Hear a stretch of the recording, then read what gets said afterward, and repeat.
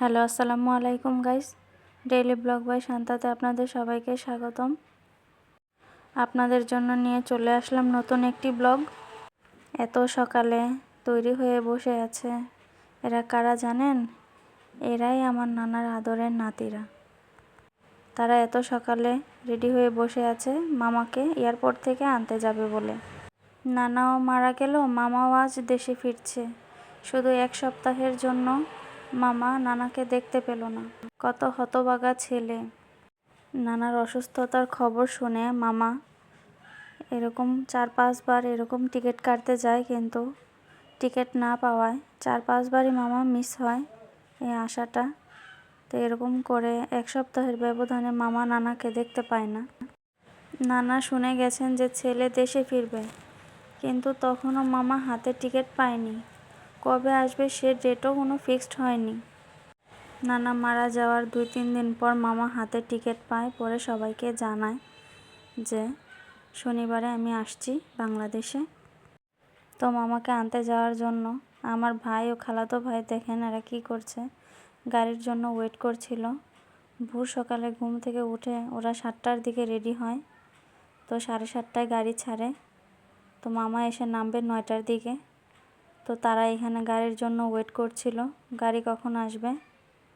Uncle, আমার খালাতো ভাই, বোনের মেয়ে ওরা ওয়েট করছিল যে নানা বেঁচে থাকলে হয়তো অনেক খুশি হতো আজকে যে ছেলে আসছে বাড়িতে। তার হলো না, আমার নানার ভাগ্যে দিল না। 5টা মেয়ের পরে 2টা ছেলে পেয়েছে অনেক কিছু দান করে। তো সে আজ দেশে ফিরছে, নানা দেখলে কতই না খুশি হতো। ছেলে আজ খালি বিছানা দেখে, বাবাকে না দেখে কিভাবে সইবে আল্লাহ ছাড়া আর কেউ জানে না। নানা মারা যাওয়ার খবর শুনেই যে পাগলের মতন কান্না করেছে আজ। নানাকে না দেখে সে যে কি করবে আল্লাহ ছাড়া আর কেউ জানে না। এই তো গাড়ি চলে এসেছে, এখন এরা চলে যাবে এয়ারপোর্টের উদ্দেশ্যে। আমার খালাতো ভাই আর আমার ভাই বলছিল যে আমরা সামনে বসবো ড্রাইভারের সাথে, আমরা সামনে বসলে সব কিছু দেখতে পাবো। তো আঙ্কেল বলল আচ্ছা ঠিক আছে, তোমরা সামনেই বসো, আমরাই পিছিয়ে বসি। তো এইভাবে তারা উঠে গেল সামনে। আল্লাহ যেন আমাদের মা, খালা, মামাদেরকে এই শোক কাটিয়ে ওঠার শক্তি দান করে। আপনারা সবাই দোয়া করবেন তাদের জন্য। আমার নানা ছেলেদেরকে আব্বা ছাড়া ডাকিয়ে দিত না।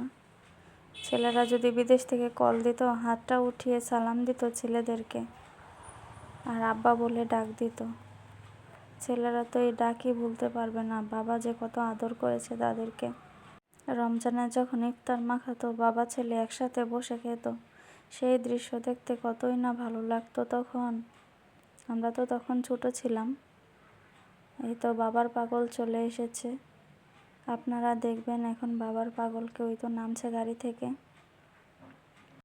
সেই তো দেশে ফিরলো, কিন্তু আমার নানা দেখে যেতে পারলো না ছেলেকে। মামাও দেখতে পেল না তার বাবাকে। পরিবারের সবাই তো একসাথে বসে আছে ভাইকে দেখবে বলে, তারা তো সবাই বাবা শোকে কাতর হয়ে গেছে।